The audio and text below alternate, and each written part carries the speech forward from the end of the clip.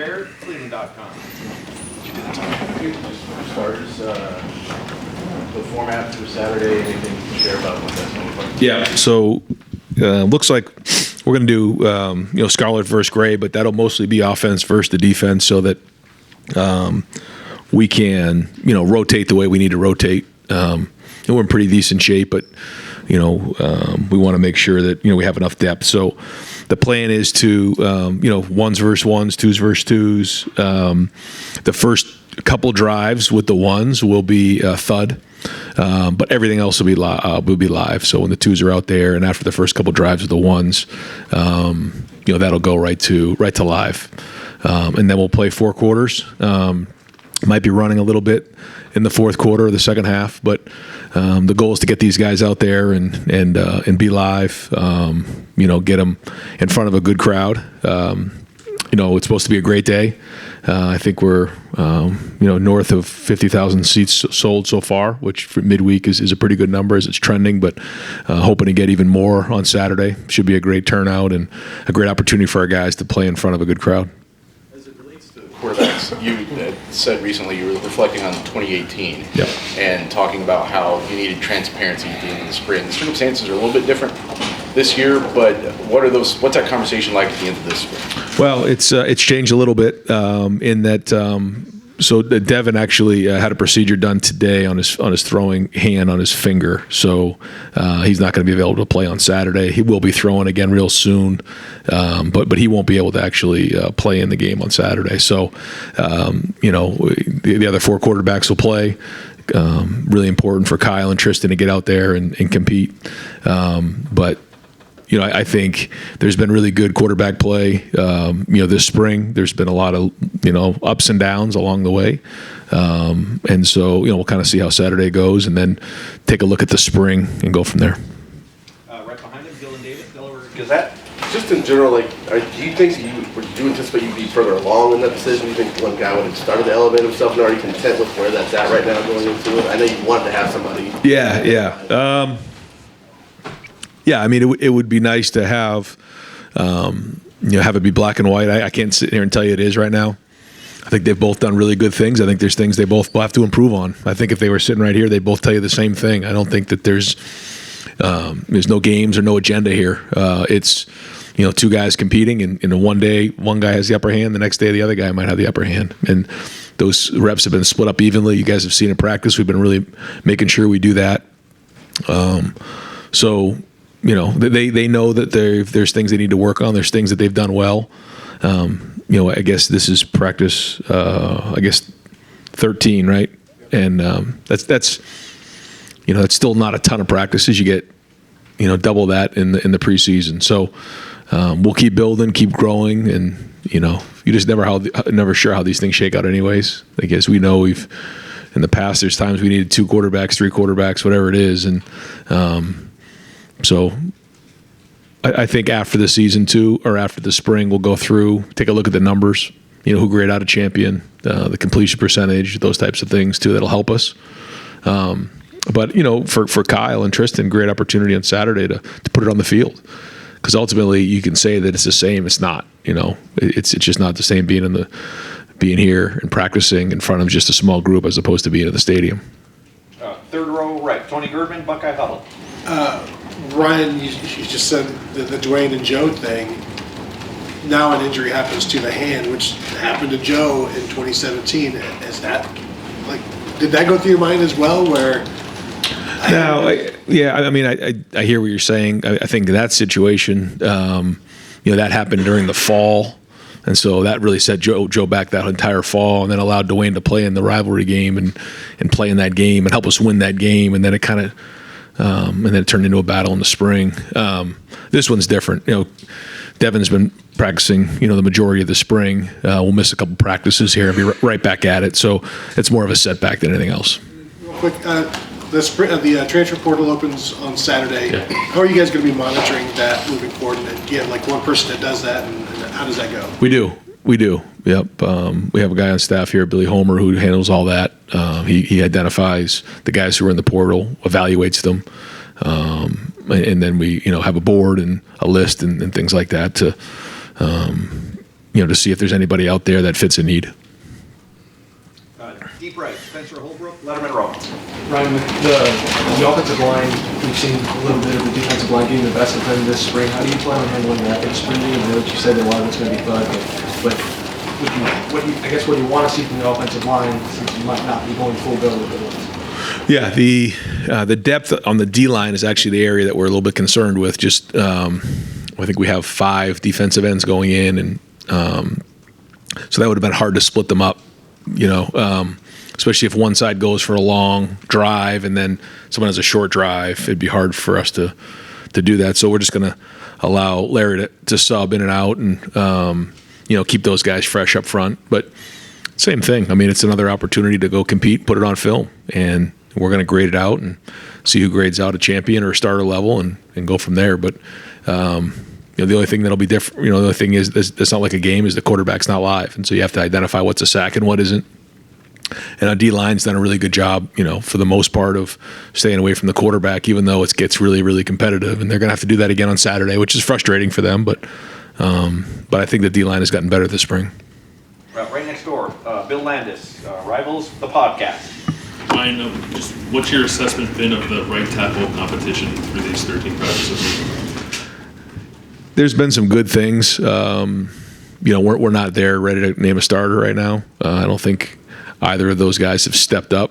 I still think at left tackle too. I think there's been good things, but to say that we're, where we're sitting right now, we can say those guys are the starters moving into the preseason. Can't do that.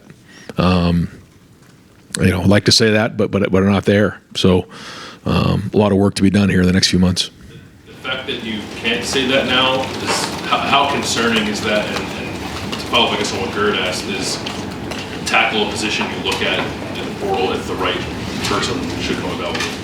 I think that's a conversation to have, but we got to kind of go through and see how this next or the game plays out, see how that looks on film, take the body of work, and then make some decisions from there. But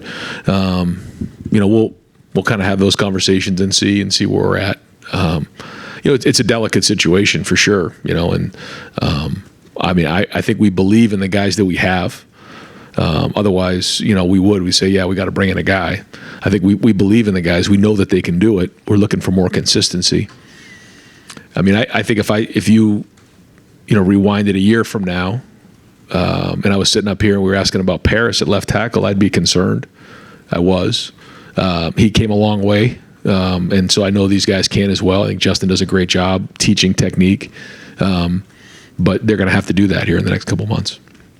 Front row, Joey Coffin, Columbus Dispatch. Ryan, when Justin was here in 2019 and won that competition and CJ won in 2021, when you look back on their spring games, what role did that play in the way you evaluated them and ultimately led them to winning the job?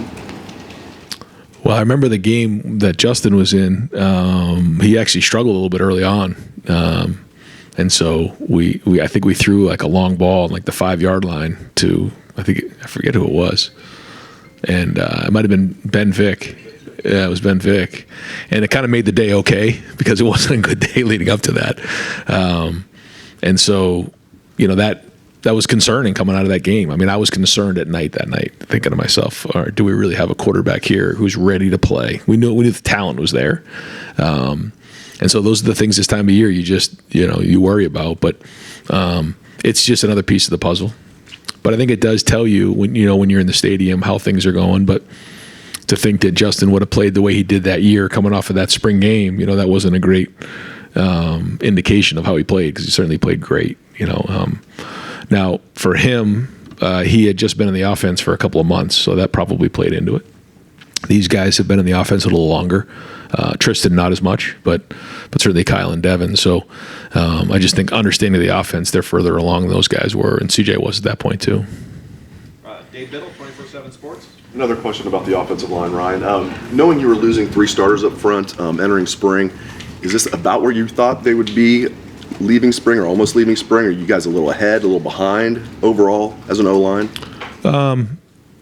I think we're not crazy behind. Do I wish we were a little bit further ahead? Yes. I think we have some work to do, that's for sure. But they have got better. There's been really good plays. There's been really good snaps. There's been great flashes. There's been good practices. But there's also been stuff that we have to get better at. So I think it's probably the natural progression of where we are. We always want to be moving along faster, though. We've asked you just real quick about left tackle. We've asked you a lot about right tackle. Yeah. How's Josh doing at left tackle? Has he pretty much locked that down? He's getting there. He's getting there. I can't sit here and tell you he's got it locked down just yet. Making the transition to left is different. I think Josh certainly has the ability to do it. You can see it on film. For him, it's just the consistency of doing it over and over again. It's very different when you're the starter and you got to do it over an extended period of time than just do it once or twice. He has the ability. He's shown he can do it this spring. If he can just increase the consistency, then he will lock it down. Third row left, Sam Hope, 11 Warriors. Ryan, we haven't seen Mayan Williams out there a lot the last couple times he's been in practice. Just what's his status right now? Yeah, he'll be available probably for the first couple drives, like the thud drives on Saturday, and so there's nothing there. That's a long-term injury. How are you got to handle things with the running backs of obviously Trey being out and Mayan being limited? Yeah, so we'll start off in the warm-ups with a 10-minute individual period. So the guys who won't be participating in the game, like Trey won't be in the game, Julian, Mech, Tommy, those guys will all do individual drills for about 10 minutes just to get them moving around, get them going, dress them out. And so for those guys, we'll probably have like a list of, all right, guys who are just flat out. Guys who are doing individual drills, and then for the most part, guys who are available to play in the game. Yeah. Right behind him, Andy Evans, Buckeye Sports Bulletin. Yes, just your evaluation of where the secondary is at compared to last year as a guy who's helping coach the people throwing against them. I think we've made great strides in the secondary. Been very impressed with our corners. I think Denzel is playing his best football right now. Been just impressed with his offseason, impressed with his approach every day. Got his hands on a lot of balls, had a huge interception in the 2-minute drill the other day. Jordan Hancock has now with a full off season, and now that he's healthy, you're starting to see his potential pop. He came off of that really bad hamstring injury and never was quite himself last year. He's somebody that we got a lot of excitement around. And then Davison has been a great addition. It's been great to see him out there and compete. I think he's raising the level of everybody in that room. Jair Brown has played a little nickel and corner. He has just natural talent and instincts. Jermaine's been out there, Ryan Turner. So, we're starting to get a group in there that Tim's been able to now spend a year or two with. And I think the addition of Davidson and now a year of experience in that group, you're seeing their hands on a lot more balls and challenging throws, which is really exciting. The safety position has been much more solid. Lathan and Proc and Sonny and some of the guys back there have done a nice job. Jahard Carter was playing well about midway through. Had a little bit of an injury that'll I don't know whether he's going to be available or not on Saturday, but up until that point, he had shown, again, kind of raised the level of everybody back there. It's year 2 in the system, more experience, and a couple added pieces. I've been encouraged. Far left, Stephen Means, Cleveland.com. Right. Do you believe in recruiting momentum? Is that like a real thing for you guys, or is that something we maybe make too big of a deal of? Well, I think when you start to see guys jump on board and recruit each other, I think that's a sign of how things are going in recruiting. I think it's a sign of how people view, the program and the culture and what's going on here. I think that's probably what you're seeing right now. When guys are coming on these visits, they're getting around our players, they're getting around our coaches. They see who we are. They see the foundation of the program here. They see not only a program that competes nationally for championships every single year, but also has a culture that you want to send your son to be a part of. And that combined with the city of Columbus, Buckeye Nation, there's a lot of excitement right now. And like you said, there is momentum. And I think when you mention that, it's probably some of the recruits jumping on board and then recruiting the other recruits to come on, because that's the great thing about committing early is that you get to actually have an impact on your recruiting class and your teammates. And I say it all the time. How cool is that to be able to lead your recruiting class or your side of the ball And we listen to those guys because they tell us, the real information. Sometimes the recruits, they put on a different, face in front of the coaches, but behind closed doors, they're real with the recruits. And so we take a lot of their feedback back, and that and just access to the program are the benefits to jumping in early, which, again, some of the guys are doing now. I know you guys always have to push people to make decisions, like kids have to do it on their own. Yeah. Is it nice when you can have, a kind of a run like it feels like you guys are having on right now with multiple people like this? Yeah, it's big. It's huge. It's great for the program. It's great for the recruiting class. But we always say, you have to be 100% in because, we don't want you going on visits and doing all these other things that, after you've committed. So, like you said, we try not to, put a lot of pressure on them. But at the same time, we want them bad. We're competitive. And we're getting some of the best players in the country right now to jump on board. Fourth row middle, Pat Murphy, 24/7 Sports. Ryan, when we watch practice and one side of the ball does well, that means the other side of the ball didn't do well. I guess on that play is kind of the basic way to look at it. When you guys go back and watch the film and you're evaluating those plays, how do you assess, okay, quarterback threw an interception, do you get what I'm saying? How do you assess those types of things? Well, I think the first thing you got to do is you got to take some of the emotion out of practice when you're competing against each other, which is what we've done, I think, a really good job of, is create a competition this spring. There can be, a play that, gets a lot of attention and kind of creates a lot of juice and energy on one side of the ball. And then, you come back and quietly the other group is getting a sack or is throwing a long pass for a touchdown. And so you have to just identify, what's really going on in practice. And not get caught up in the emotion of everything, because I think our guys have brought great energy at practice, and we love that. We want that environment. But as coaches, you have to identify what's real and what isn't. And when you're playing, good on good, and it gets really, really hard. I mean, those plays, 3rd and 5, game on the line. What's the play? The first play of inside drill is great, and the first play of 7-on-7 is great. But when it's a team drill and we're really trying to evaluate, how guys can operate in those game-like environments. That's where we're making our biggest evaluations. But to your point, that's our biggest selling point in recruiting, is that you're going against really good players on both sides of the ball. So if it becomes lopsided one way or another, then there's probably an issue. If we have to overcompensate schematically on either side of the ball because there's just a matchup issue, then who knows, right? I mean, somebody trying to cover Marvin, that's hard. Someone trying to block JT, that's hard. So you have to try to identify that. I mean, those are great players, but you also need to win your share too if we're going to go win championships and reach our goals. So it's great evaluation. That's one of the great things about being in practice at Ohio State, is you're going against great players, and I think that builds confidence. Like, if you can do that, if you can block JT or Jack, or Kenyatta coming off the edge, you feel pretty good about most of the guys who are going to play, that you can do the same thing. I think that's what gave us great confidence in the Georgia game, is, we play against good players every day, and so we went up against them. I think, our guys felt like, okay, and we go against these guys every day in practice. And so, but that's part of it. But to your point, I mean, if you're losing 8 out of 10, that's not good. We got an issue here. And so you look at the trends, you go through the entire spring, and then you make some evaluations. Right next door, Rob Olive, Columbus Dispatch. Culture question. Over the last decade, going into spring, coming out of spring into the season, there's always been sort of a message, whether it's chase, grind, fight. Yeah. Last competitive stamina. Yep. Right. What is it? Do you have something this year? I see, tough love, and what does that do?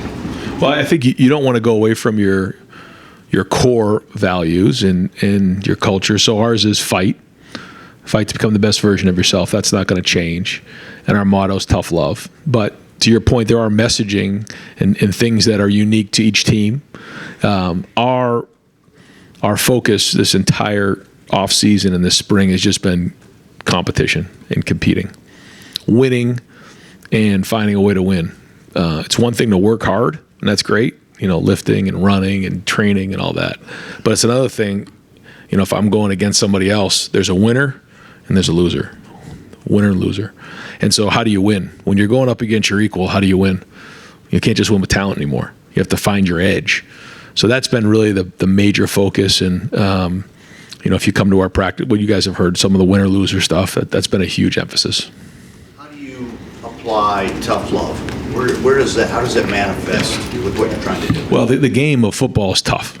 We know that. I mean, physically tough. When you stand over one of your players who has a broken leg at the 35-yard line and, you got to cart him off the field. I mean, it's tough. It's tough mentally, what these guys have to do in terms of preparation, day-to-day and meetings, bringing it every single day and just that mental battle. And then it's tough emotionally. You just think about some of the emotional swings we've had here in the last, 6 months. But that's the game of football, and that's also life. But it's certainly the game of football. You have got to be tough to play the game of football, period. But we motivate through love. And, when you, who do you think, who do you love the most in your life? Usually it's your family and close friends. So what would you do for them? You kill somebody for them, right? I mean, that's your family. So there's nothing more powerful or sustainable, in my opinion, than love. And if you love your coaches and you love your teammates like you love your family, then we got a chance to really do something special. So when you hear that term love, you kind of think, well, it's a different term. But what does that mean? What does that have to do with football? I think it means everything to do with football. Loving the game, loving your teammates, loving your coaches. So when you combine the two of those, tough love, and that's kind of what it's all about. Right next door, Cam T. Robinson, the Athletic. Ryan, in the era of the transfer portal, how do you juggle concern about a position in this time of the year, but also knowing you have a lot of time till the fall where you could get like a Paris type growth or Justin Fields type growth? Yeah, it's it's kind of what they deal in the NFL with, right? With the free agency and the draft. It's the same thing we're dealing with right now, and making sure that we have what we need, knowing that our culture matters, our chemistry matters, our leadership matters. As you guys know, we've been very careful to add pieces here, but we know it's a necessary thing. And so we have to sit down at the end of spring and identify what positions do we feel good about, where do we have depth that we feel strong about, because we know we're going to lose guys along the way and guys are going to have to step up. So if it's somebody that we feel like is at starter level and we're okay there, that's great. If we feel like there isn't someone there that is at starter level, then maybe you need to add a piece. If we feel like it's a depth issue, then we'll add somebody like Tristan was a great example of that. You talk about somebody who's come in and done an unbelievable job here. He came in with no expectations, really with the plan that he wants to be a coach. And so he sat in meetings with us. He's been in staff meetings with us. It's almost like an apprentice, what he's doing right now. He's coming in as a player, but he also wants to be a coach. And so what a cool opportunity for him, and something hopefully that we can build on moving forward as guys who want to get into coaching, who are quarterbacks, who can come in and provide that maturity, but also learn the game. And that's what he's doing right now, and he's doing a great job. But that was an area that we felt, we need some depth there. And it's hard to do, and so that's what we look at. Do we have somebody to start level? And, do we have enough depth? Have those conversations. How do you calculate what is like, you see somebody on the field, they're not consistently at that starter level, but they have that potential on, do I risk for this potential, or do I go get somebody at the portal who I know can be there right now?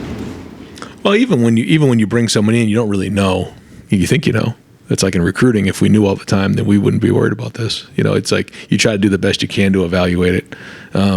But again, we put so much, probably more than anybody else in the country, into the guys who have been in the program for a few years, and that matters. They understand the culture. They've been through it with Coach Mick and all that, and so we'd rather not. But sometimes there's times we feel like we need to, then we will. All right, Clay Hall, WSYX. There's a couple of, I think, NIL opportunities coming up. Yep. Do you see yourself as the point person for NIL? Is there somebody who sits in an office and gauges who needs what? Yeah, certainly no. I can't do that, and I don't do that. But I am trying to circulate the conversation to understand, for everybody in Buckeye Nation, the city of Columbus, the state of Ohio, to normalize NIL, because it's not going anywhere, and it's a critical part of our recruiting. And we've had a lot of people who have embraced it, and because of that, we're starting to build some momentum here in recruiting.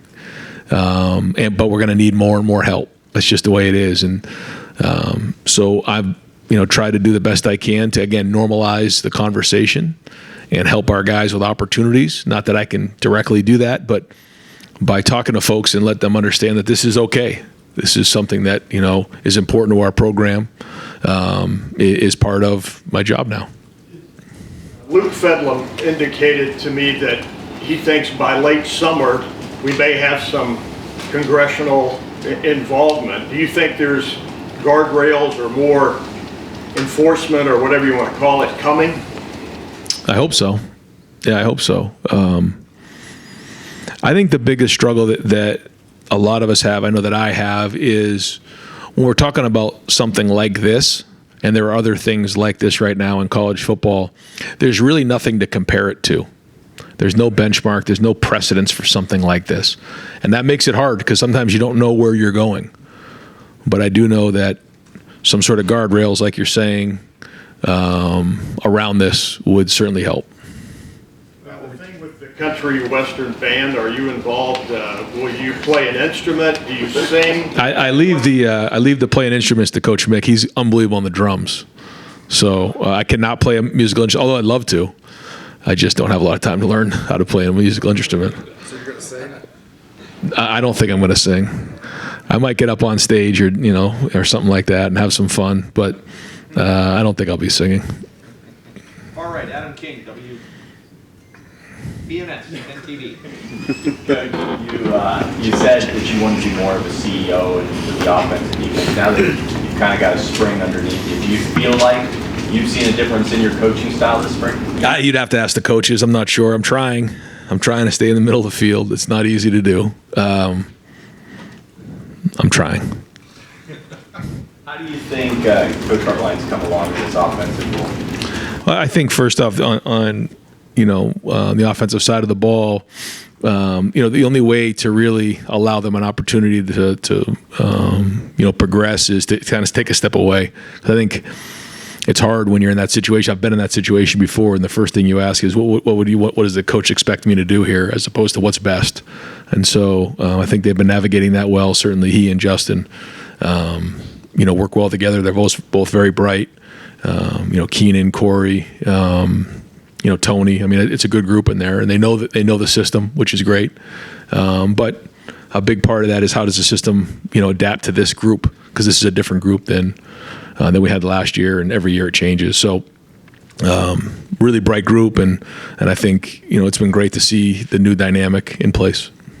Right in front of him, Justin Holbrook, WCMH. Going back to depth, if you think about a player who has a really good spring or a good spring game, especially in the ones because of injuries, how do you balance that with the immediate of what might be offered somewhere else this season and building them and being part of that depth and being part of this to stay around? Yeah, it's I don't think there's a hard and fast answer to that. I think you have to take all things into consideration and you try to do the best you can. But I think you're identifying all the things that come into play when you're having these conversations. And if it was just clear cut, it would make it a lot easier. But there's a lot of things to consider. How much weight do you put on how a guy plays in front of 50,000 people on Yeah. this one day as opposed to the totality of spring? It's a piece of the puzzle, yeah, for sure. I mean, we've had guys who have gone out and played really, really good in that game and not really had great careers, and then other guys who have really played poorly in that game and had great careers. But I'd say the majority of it's a pretty good indication of how they're going to handle themselves in a pressure environment. Front row right, Austin Ward, Rivals, the podcast. Right, I know it's 13 practices and tight end is a developmental position, but has anything that Jelani did in the last 6 weeks changed your expectation for what he could give this year? I think he's got a lot of potential. I think we can see that. The tight end position is such a developmental position. And I think he's embracing that, which is the best thing he can do, because that position just doesn't happen overnight. And the more he embraced that, the better, because he's got a good group there. Cade's certainly the leader of that group, but G and Joe both have had really good springs. I think they're really going to help us. You're going to see us in 12, and who knows, maybe even 13 at times next year. But he's got a lot of people there he can look up to learn how to do it, and he's got a lot of potential. I mean, to think about a guy that we've had at that age come in with this much talent, I don't know if we've had one since I've been here. If you had to play a real game on Saturday, what do you think you would show in 12? What's your confidence level in that? If you right now with what you've got, you said Joe and G, but yeah. maybe it would rotate between the two? What was your confidence level in that? How would it look? I don't know if I'd say 50-50 right now. One of the things we like to do is take everybody on offense and rank them, and then figure out, based on everybody on the offensive side of the ball, and then maybe a few others like in recruiting, and then take all the total rankings, and then we come up with numbers to figure out who are the most valuable guys, who do we think the best players are. And if it's clear cut that there's 4 or 5 receivers, in the top 11, then clearly you need to be in 11 more. If we start to see those tight ends move up on the list, then it's probably closer to 50-50. Not that that's hard and fast, but that's something that we like to do, just to kind of get everybody's opinion on it.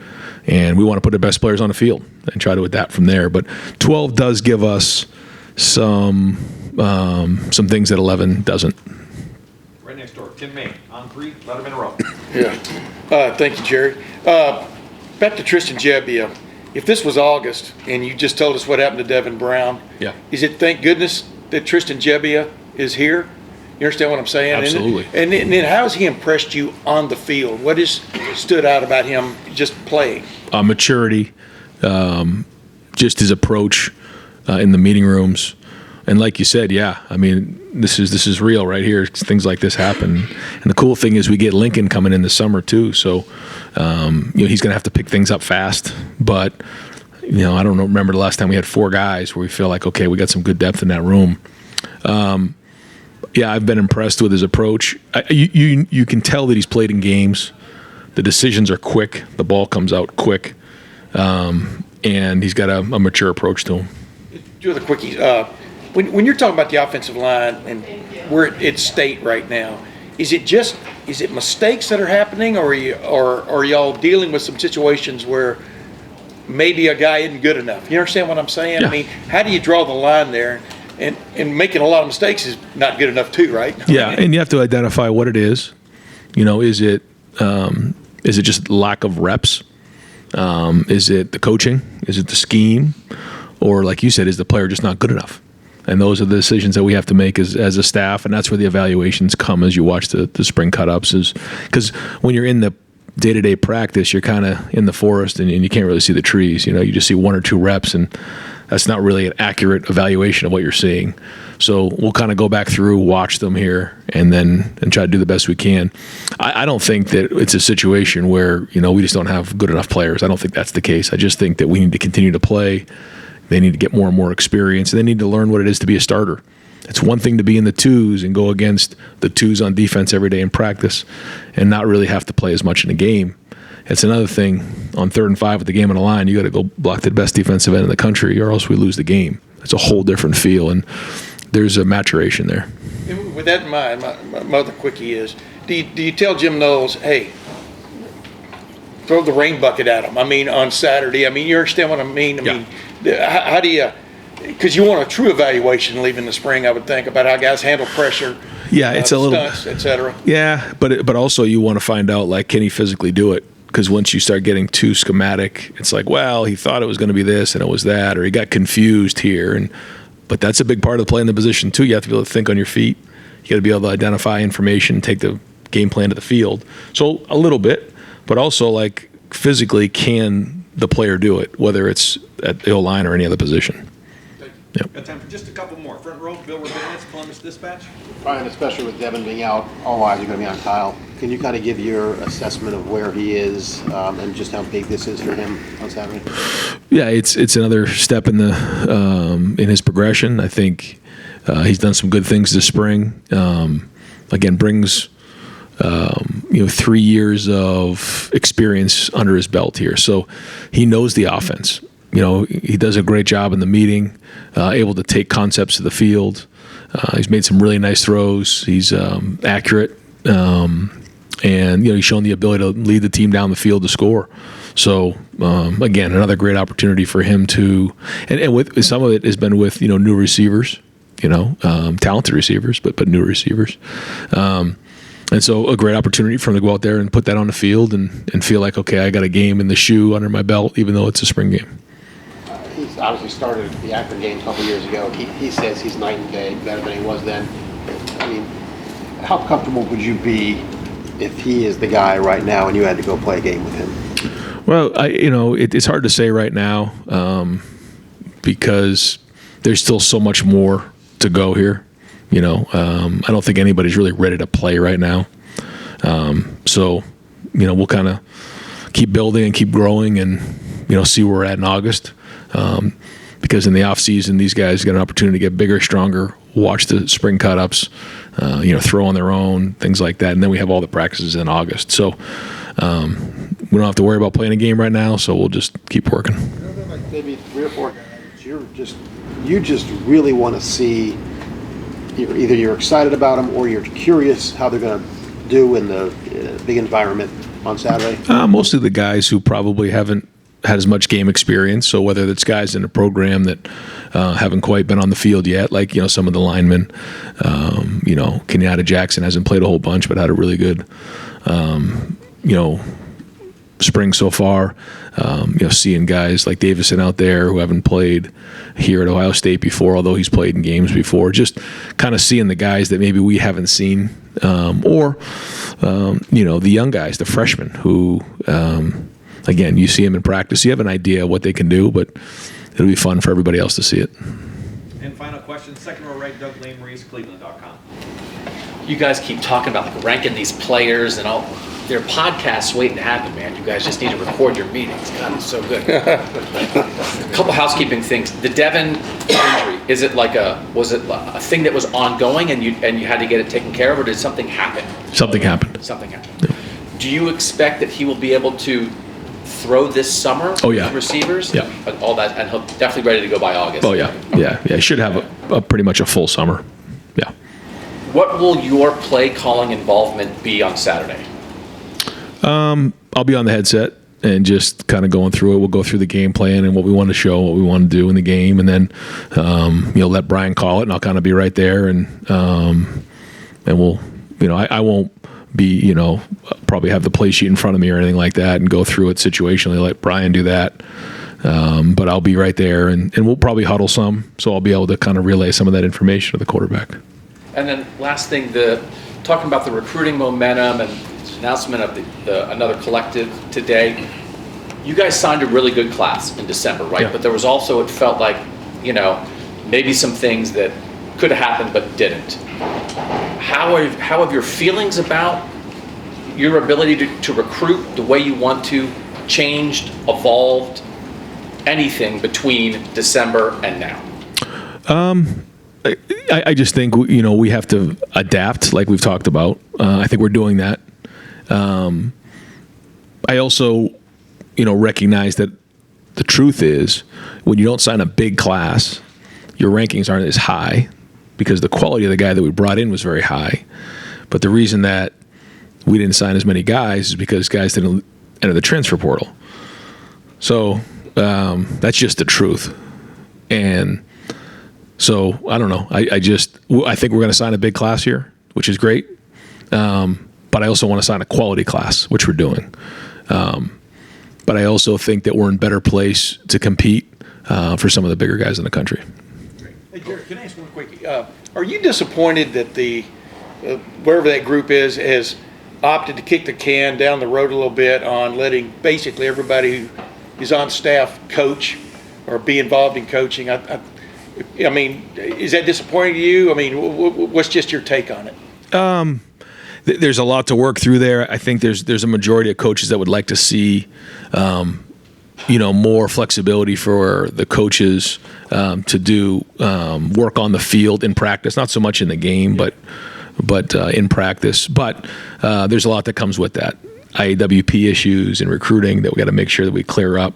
And there's a lot that goes with that, labor laws and things like that. So I think that there's a push for it, but at the same time, I know that those things aren't easy. And I'm of the opinion that sometimes right now, more than anything, less changes is the better. So we've had so many changes, and it takes us a long time to see the effects of all these changes. So what would the effects of that be? Not that I'm saying I don't think it's a good idea, but there's a lot that comes with these decisions. Thank you. Yes. Thank you. Yep, you got it. No problem. Yep.